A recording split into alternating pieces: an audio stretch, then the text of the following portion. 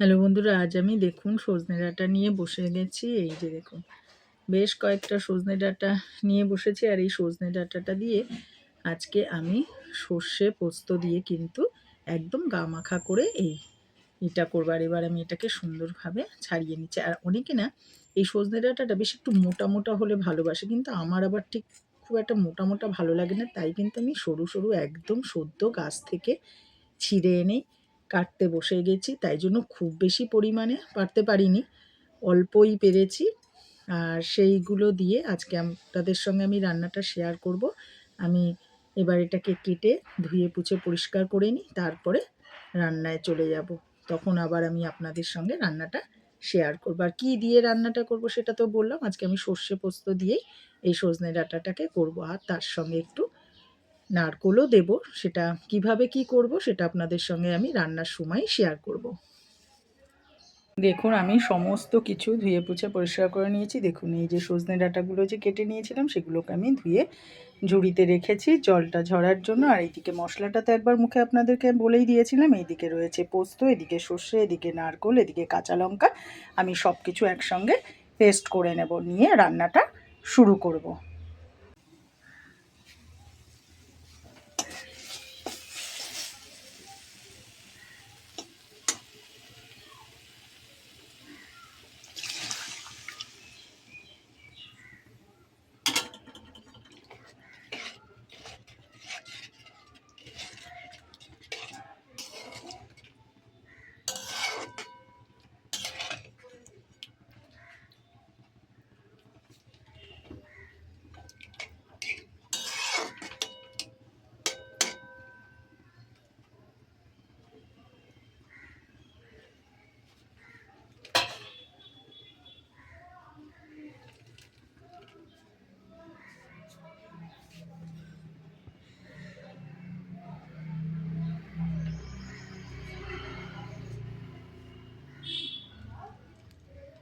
দেখুন, কড়াটা বসিয়ে দিয়েছি। আর কড়াতে এবার আমি তেলটা দিয়ে দেব।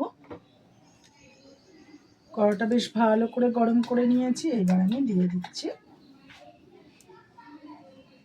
সর্ষের তেলটা।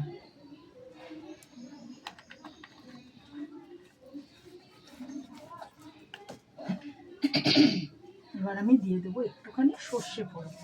যেহেতু আমি সর্ষে পোস্ত দিয়ে তৈরি করছি রান্নাটা, তাই আমি কিছুটা সর্ষে ফোড়ন দিয়ে দিলাম।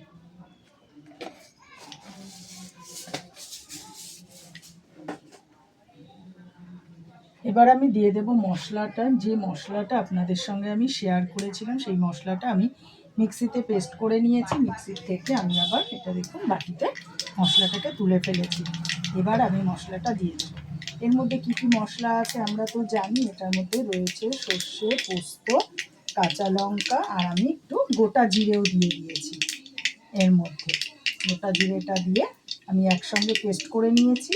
আর আপনারা যদি মনে করেন টমেটো দেবেন, তাহলে কিন্তু অতি অবশ্যই কিন্তু দিতেই পারেন টমেটো। তা আমি টমেটোটা দেব, আমি মিক্সিতে পেস্ট করিয়ে আমি পরে দেবো। আগে মশলাটা আমি একটু কষিয়ে নেব।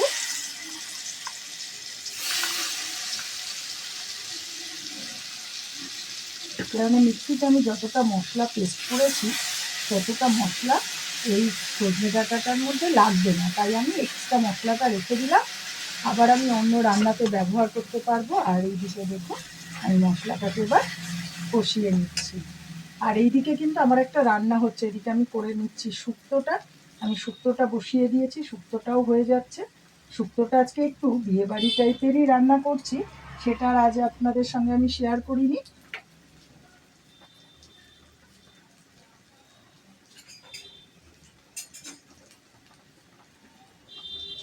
যেহেতু সর্ষে পোস্তটা বেটেছি, তাই আমি একবারে সর্ষে, পোস্ত, নারকোল সব কিছু দিয়েই পেস্ট করেছি বলেই আজ আমি একটু শুক্তো করে নিলাম।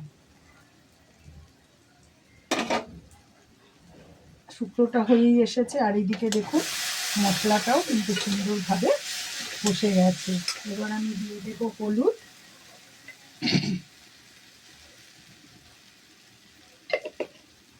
নুন, আর জিরে তো আমি বেটেই নিয়েছি।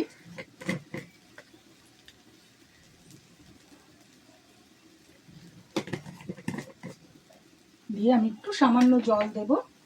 জল দিয়ে মশলাটাকে কিন্তু একটু কষিয়ে নেব।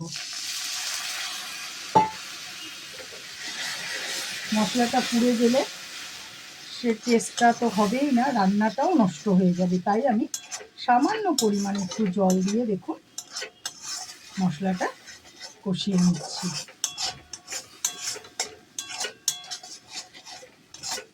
এবার আমি দিয়ে দেব সজনে ডাঁটাগুলোকে।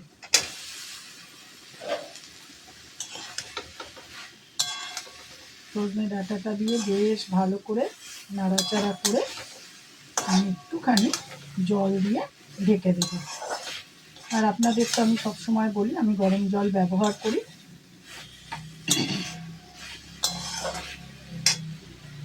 শুক্তোটা আমার একদম রেডি হয়ে গেছে। এবার আমি গ্যাসটা বন্ধ করে দেব। ওই যেভাবে আমি আজ শুক্তোটা করেছি সেভাবে আমি অন্যদিন আপনাদের সঙ্গে শুক্তোটা আবারও শেয়ার করে দেখাবো। আপনাদের সঙ্গে কথা বলতে বলতে দেখুন ডাঁটাগুলো কত সুন্দরভাবে কিন্তু কষেই গেল। এবার আমি দিয়ে দেবো সামান্য পরিমাণে জল, যাতে ডাঁটাগুলো সেদ্ধটা হতে পারে। এটা খুব একটা ঝোল ঝোল করবো না, আবার একেবারে শুকনো গা মাখা মতেও করবো না, হালকা ফুলকা একটু ঝোল থাকবে, নইলে আবার ডাঁটাটা খেতে তো ভালো লাগবে না। এবার আমি দিয়ে দিচ্ছি জলটা, কেননা ডাঁটাটা তো সেদ্ধ হতে হবে, সেই পরিমাণেই আমি জলটা দিলাম, যে ডাঁটাটাও সেদ্ধ হয়ে যাবে, আবার আমার একটু ঝোলও থাকবে। একদম গামাখা করবো না, আপনাদের সঙ্গে তো বললামই আমি কথাটা। অতি সাধারণ রান্না, এই পেস্ট করতে আর এই ডাটা ছাড়াতেই যতটুকু টাইম, রান্না হতে কিন্তু খুব একটা বেশি টাইম নেই। এবার আমি এটাকে ঢেকে দেবো। এদিকে আমার শুক্তোটা কিন্তু একদম রেডি। এবার আমি ঢেকে দিলাম।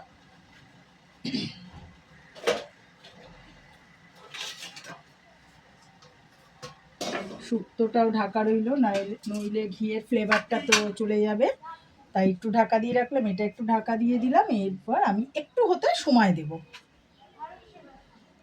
দেখুন আমি ঢাকা দিয়ে দিয়েছিলাম। এবার আমি একটু খুলে দেখলাম যে বেশ ভালোভাবেই হয়ে গেছে। এবার আমি ঢাকাটা খুলে ফেললাম।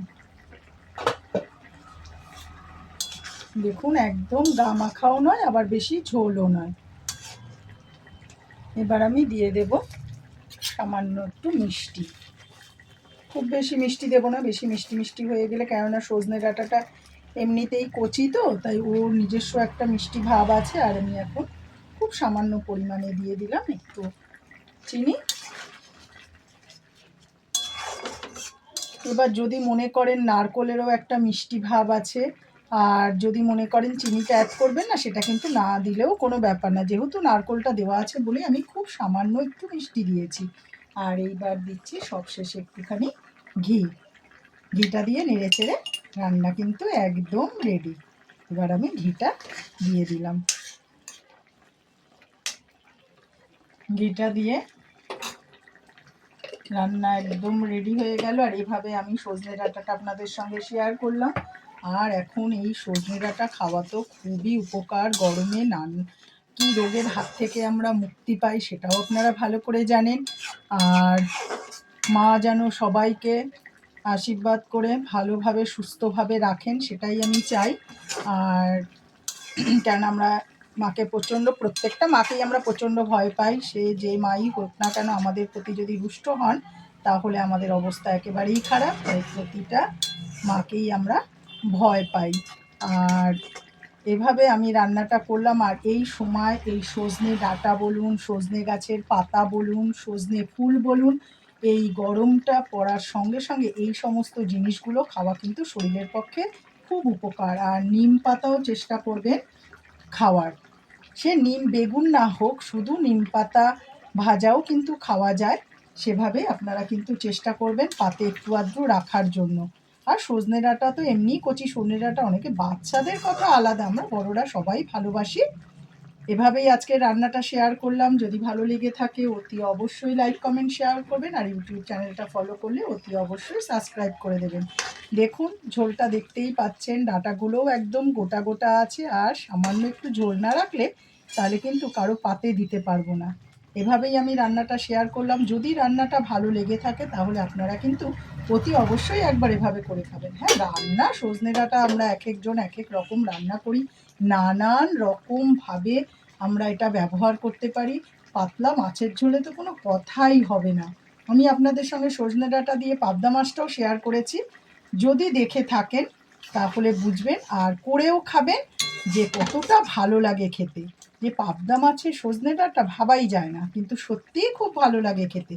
আমি নিজে করে খেয়েছি, আপনাদের সঙ্গে শেয়ার করেছি। আপনারাও চেষ্টা করবেন করে খাওয়ার, তাহলে বুঝবেন রান্নাটা কীরকম হয়।